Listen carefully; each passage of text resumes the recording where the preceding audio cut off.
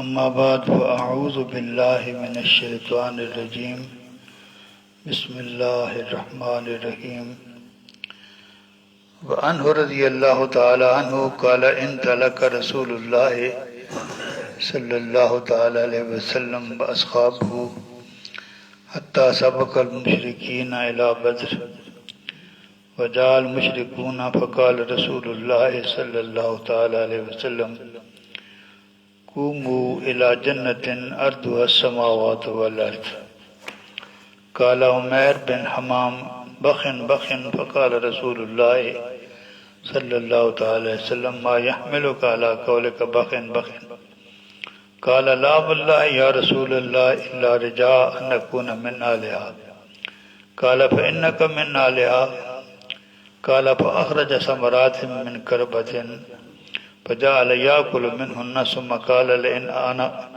خييت حتى آكل تمراتي إنها لحياة طويلة قال فرما بما كان معه من التمر ثم قاتلهم حتى قتل رواه مسلم إن الله وملائكته يصلون على النبي يا أيها الذين آمنوا صلوا عليه وسلموا تسليما الصلاة والسلام عليك يا سيدي يا رسول الله وعلى آلك وصحبك يا حبيب الله الصلاة والسلام عليك يا سيدي يا رسول الله وعلى آلك وصحبك يا حبيب الله۔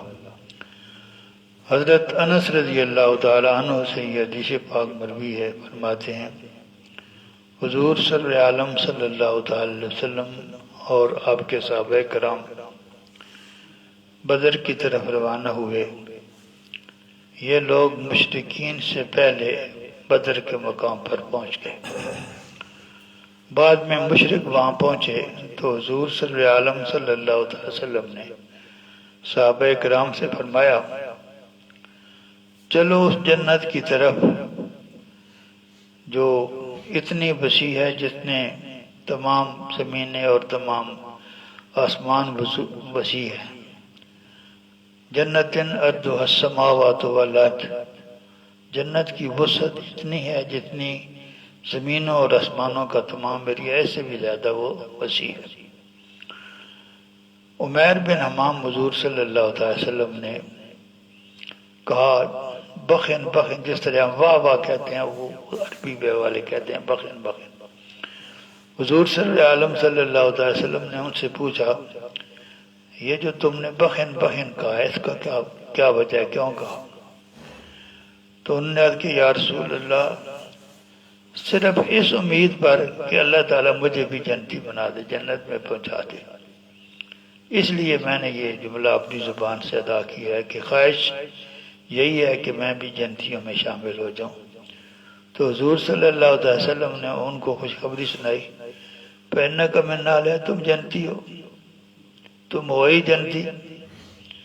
وہ آپ کے سامنے کھڑے ہیں، حضور صلی اللہ علیہ وسلم اس کو جنتی ہونے کا سرٹیفکیٹ عطا فرما رہے ہیں۔ لوگ کہتے ہیں ہم جیسے ہیں۔ فَأَخْرَجَ قال فأخرج تمرات من کربت فجعل یاکل منہن، تو عمیر نے اپنی وہ جو ہوتی ہے نا تھیلی جس کے اندر تیر رکھتے ہیں اس کو کربہ کہتے ہیں، اس میں انہوں نے کھجوریں بھی رکھی تھی، اسے کھجوریں نکالی اور کھانا شروع کر دیا۔ پھر ان کے دل میں یہ خیال آیا کہ اگر میں اس وقت تک زندہ رہوں جب تک یہ کھجوریں ختم نہ ہوں تو پھر یہ تو بہت لمبی زندگی ہے، اتنی زندگی جانا تو جنت میں ہے، تو جنت سے پہلے اتنی طویل زندگی جو ہے یہ تو بہت زیادہ طویل ہے۔ فرماتے ہیں راوی فرماتے ہیں انہوں نے جو کھجوریں ان کے پاس تھی ان کو پھینک دیا اور پھر میدان جہاد میں شریک ہو گئے، دشمن سے لڑے اور شہید ہو گئے۔ باقی بات تو حضور صلی اللہ علیہ وسلم نے پہلے بتا دی تھی کہ تم جنتی ہو۔ اس حدیث پاک کو امام مسلم نے روایت فرمایا۔ وعن ابی ہریرہ رضی اللہ تعالی عنہ قال رسول اللہ صلی اللہ تعالی وسلم ما تعدون شہید، فیکم قالوا یا رسول اللہ من قتل فی سبیل اللہ فهو شہید قال ان شہداء امتی اذا لقلیل من قتل فی سبیل اللہ فهو شہید ومن مات فی سبیل اللہ فهو شہید ومن مات فی الطاعون فهو شہید ومن مات فی البطن فهو شہید۔ رواہ مسلم۔ حضرت ابو ہریرہ رضی اللہ تعالی عنہ سے مروی ہے، حضور سر عالم صلی اللہ تعالی علیہ وسلم نے صحابہ کرام سے سوال کیا، تمہارے نزدیک شہید کون ہوتا ہے؟ تم کس کو سمجھتے ہو کہ وہ شہید ہے؟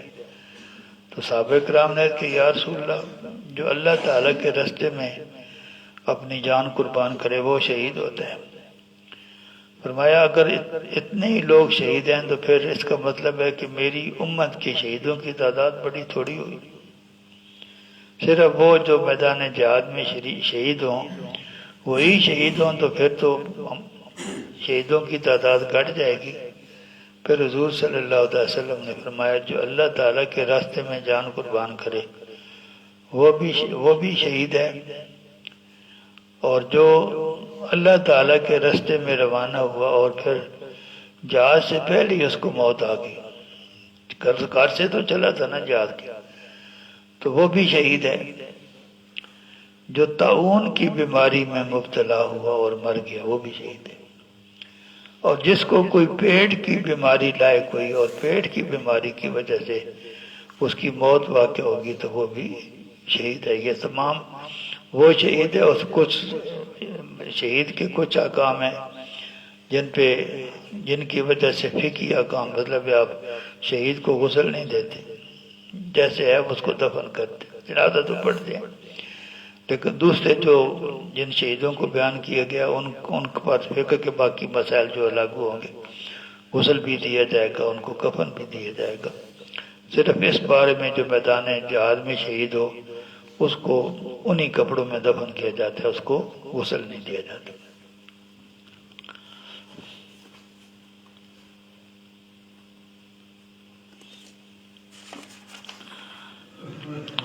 وعن عبداللہ ابن عمرو رضی اللہ تعالی عنہما قال قال رسول اللہ صلی اللہ تعالی وسلم ما من غادیت او سریت تغزو فتغنم وتسلم الا كانوا قد اجلوا ثلثاء اجورهم فما من غادیت او سریت تخفق وتصاب الا تم اجورهم۔ رواہ مسلم۔ حضرت عبداللہ بن عمر رضی اللہ تعالی عنہما سے مروی ہے، فرماتے ہیں حضور صلی اللہ تعالی وسلم نے ارشاد فرمایا جو لشکر میدان جہاد میں شریک ہونے کے لیے جاتا ہے وہ صحیح سلامت واپس آ جاتا ہے، غنیمت بھی لے کر آ جاتا ہے، غنیمت بھی مل جاتی ہے اور کوئی پریشانی بھی نہیں ہوتی، صحت زندگی بھی بچ جاتی ہے۔ تو فرمایا اللہ کانو کا تجلو اجور ثلثاء اجور ہے، یہ لوگ جو جب میدان جہاد میں گئے مال غنیمت بھی لائے، صحیح سلامت بھی لوٹائے، گویا جو ان کا اجر ہے، اصل اجر تو آخرت کا ہوتا ہے، تو اس اجر کے 2/4 حصہ انہوں نے یہاں لے لیا، قیامت والے دن کے لیے 1/4 رہ جائے گا، اصل تو وہی ہے جو قیامت والے دن ہو۔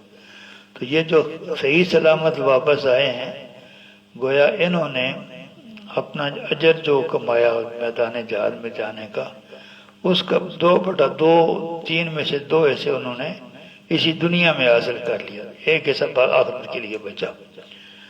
اور جو لشکر جو ہے میدان جہاد میں جاتا ہے، زخم آتے ہیں، ان میں سے کوئی شہید ہو جاتا ہے، یعنی مشکلات پیش آتی ہیں، تو ان کو پورا اجر ملے گا، ان کو، کیونکہ انہیں دنیا میں تو کچھ نہیں ملا، ان کا سارا اجر آخرت تک چلا گیا۔ جن کو دنیا کا اجر مل گیا زیادہ دنیا میں مل گیا، آخرت کے لیے جو وہ کم بچا۔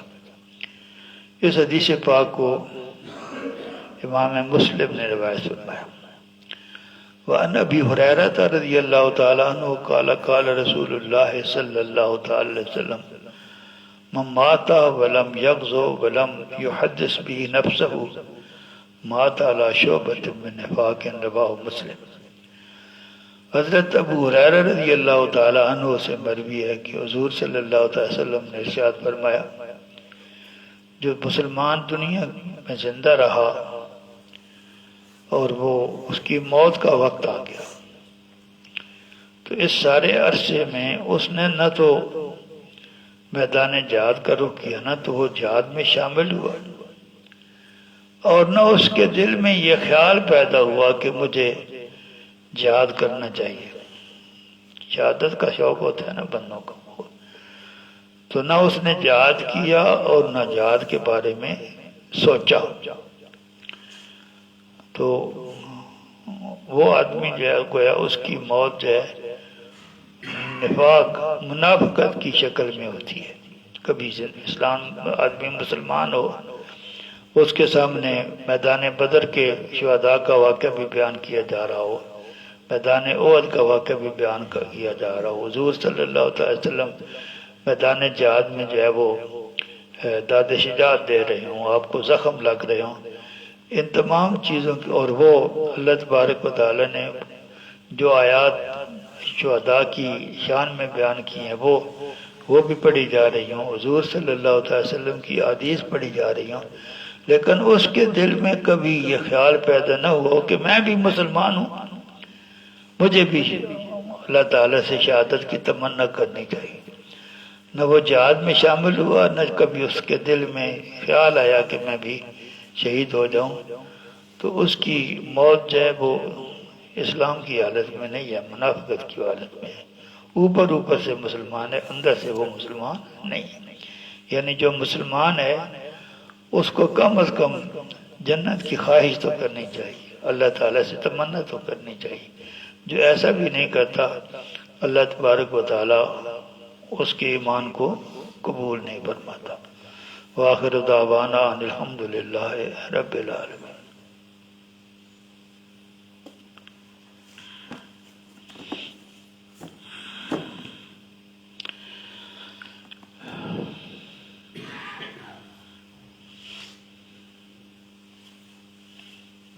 کو فرض پڑھتے ہیں، کو واجب پڑھتے ہیں۔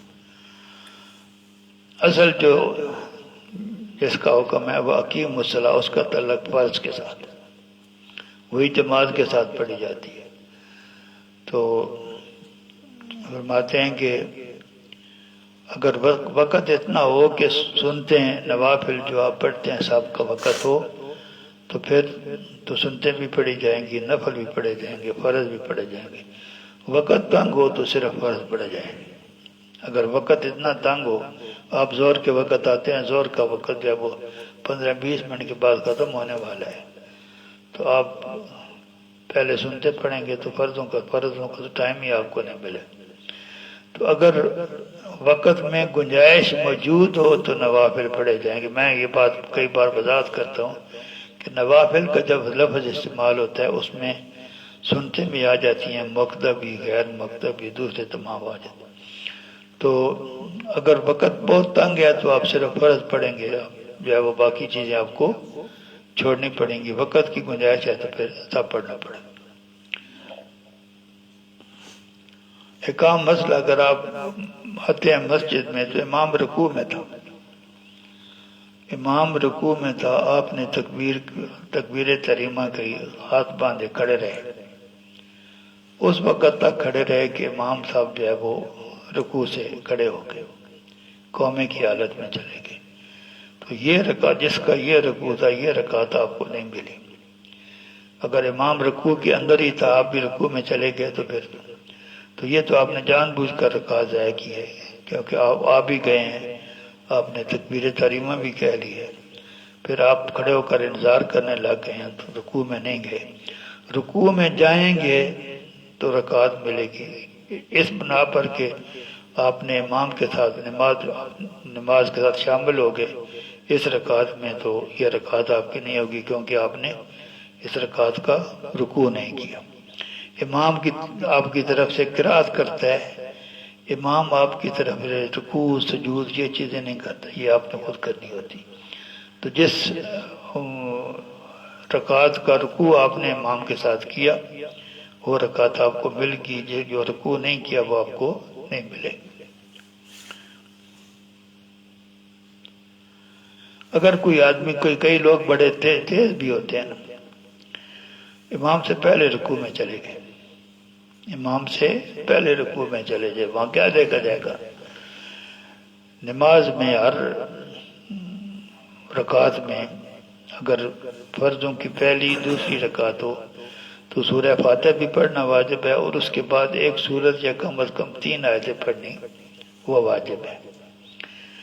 اتنی امام صاحب پڑھ چکے تھے، تیسری اور چوتھی فرضوں کی رکعت میں صرف سورہ فاتحہ ہوتی ہے۔ جتنی امام صاحب نے جتنی قرات کرنی ہے اتنی وہ کر چکے تھے، یعنی جس سے نماز ہو جاتی ہے۔ بعض اوقات ہم 20 آیتیں پڑھتے ہیں لیکن جو نصاب ہے وہ 3 سے پورا ہو جاتا ہے، نصاب 3 سے پورا ہو جاتا ہے۔ تو اگر امام نے اتنی قرات کر لی تھی جس سے نماز ٹھیک ہو جاتی ہے تو مقتدی صاحب رکوع میں چلے گئے امام صاحب سے پہلے۔ گناہ تو یہ ہے، لیکن اگر آپ امام صاحب جو ہے وہ ابھی رکوع سے اٹھا نہیں تھا مقتدی کے، امام صاحب بھی رکوع میں چلے گئے تو اس مقتدی کی نماز ہو جائے گی۔ اور اگر امام سے پہلے رکوع میں گیا بھی اور امام سے پہلے رکوع سے اٹھ بھی گیا تو پھر نماز اس کی نہیں ہوگی۔ اسی طرح اگر اس نے ابھی امام نے سورہ فاتحہ پڑھی تھی، دوسری سورت شروع ہی نہیں کی تھی کہ وہ رکوع میں چلا گیا، پھر بھی اس کی نماز نہیں ہوگی۔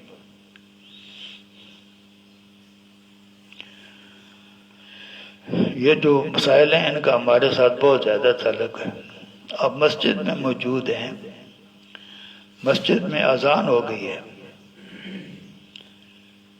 مسجد میں اذان ہو گئی ہے تو آپ کے لیے نماز پڑھنے سے پہلے اس مسجد کو چھوڑنے کی اجازت نہیں۔ آپ مسجد میں موجود ہیں، نماز کا وقت ہے، اس نماز کے لیے اذان ہو گئی ہے تو آپ اس مسجد سے نماز پڑھنے سے پہلے نکل نہیں سکتے۔ صرف وہ آدمی نکل سکتا ہے جو کسی دوسری مسجد کا امام ہو۔ مثال کے طور پر یہاں نماز ہو گئی ہے، اوپر والی مسجد میں جو آدمی جماعت کراتا ہے وہ یہاں بیٹھا ہوا ہے تو وہاں جماعت قائم کرنے کے لیے وہ جا سکتا ہے، اور دوسرے آدمی جہاں نماز پڑھ کے جائیں۔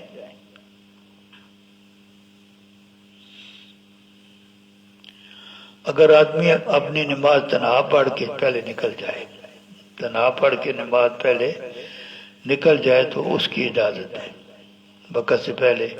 اگر جب بھی جماعت شروع نہیں ہوئی، کئی لوگوں نے مسائل ہوتے ہیں نماز کا ٹائم کھلا ہوتا ہے، تو جماعت کی نماز سے پہلے، جماعت کے ساتھ نماز پڑھنے سے پہلے آدمی اپنی نماز پڑھ لے۔ یہ پسندیدہ تو نہیں ہے، ایک نماز کا ثواب ملے گا، جماعت کے ساتھ 25 کا ثواب ملے گا، لیکن اگر ایسے کرتا ہے تو مسجد سے جا سکتا ہے۔ لیکن اگر نماز جو ہے وہ زور اور عشاء کی ہے، زور اور عشاء کی ہے، اس نے اپنی نماز پڑھ لی ہے تو جماعت کھڑی ہو جائے تو اس کو نفل کی نیت کر کے امام کے پیچھے کھڑا ہونا چاہیے۔ یہ واجب فرض تو نہیں ہے لیکن یہ ایسا کرنا مستحب ہے۔ فجر میں وہ جو ٹائم ہے اس میں بھی نماز نفل نہیں ہوتے، عصر کے بعد بھی نفل نہیں ہوتے، مغرب کے بعد نفل ہوتے ہیں، مغرب کی جو ہے نا اس کی رکعتیں 3 ہیں، 3 رکعت نفل نہیں ہوتی۔ ظہر، فجر اور عصر میں اس لیے کہ آپ امام کے پیچھے نفل کی نیت نہیں کر سکتے کہ ان اوقات میں نفل پڑھنے کی اجازت نہیں، اور مغرب کی نماز امام کے پیچھے نفل کی نیت کر کے نہیں، اس لیے نہیں پڑھ سکتے کہ رکعتیں 3 ہیں، نفلوں کی 3 رکعتیں نہیں ہوتی، نفلوں کی 2 ہوتی ہیں یا 4 ہوتی ہیں۔ وآخر دعوانا، ایک اور ہے، جو نماز آپ نے ایک مرتبہ پڑھ لی ہے، زور کی نماز آپ نے پڑھ لی، یہ نماز دوبارہ نہیں پڑھ سکتے۔ آپ نے اکیلے نماز پڑھ لی اور پھر جماعت کھڑی ہوگی تو آپ کہیں گے پہلے تو میں نے نماز جماعت کے بغیر پڑھی ہے، اب جماعت کا فائدہ حاصل کرنا چاہتا ہوں، تو وہی 2 رکعت فرض کی نیت کر کے آپ نہیں پڑھ سکتے، کیونکہ یہ نماز پہلے پڑھی جا چکی ہے، یہ دوبارہ نہیں پڑھی جا سکتی۔ اور نفل، جن معاملات میں نفل کی اجازت ہے وہ نفل کر کے نیت کر کے آپ پڑھ سکتے ہیں، فرض دوبارہ نہیں پڑھ سکتے۔ وآخر دعوانا،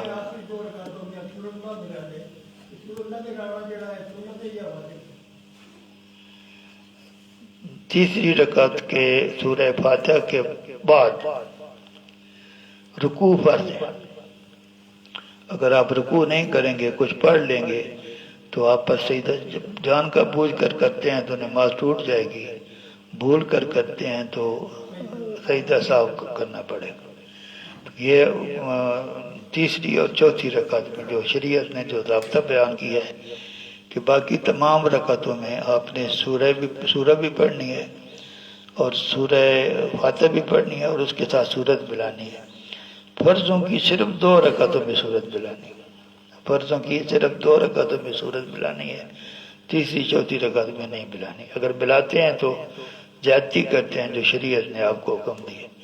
تو اگر آپ پڑھنا شروع کرتے ہیں تو اس کے بعد جو ہے فوراً رکوع فرض ہے، اس کو آپ نے مؤخر کر دیا ہے، جان بوجھ کر کیا تو نماز ٹوٹ گئی، بھول کر کیا تو سجدہ سہو واجب ہو جائے۔ استغفر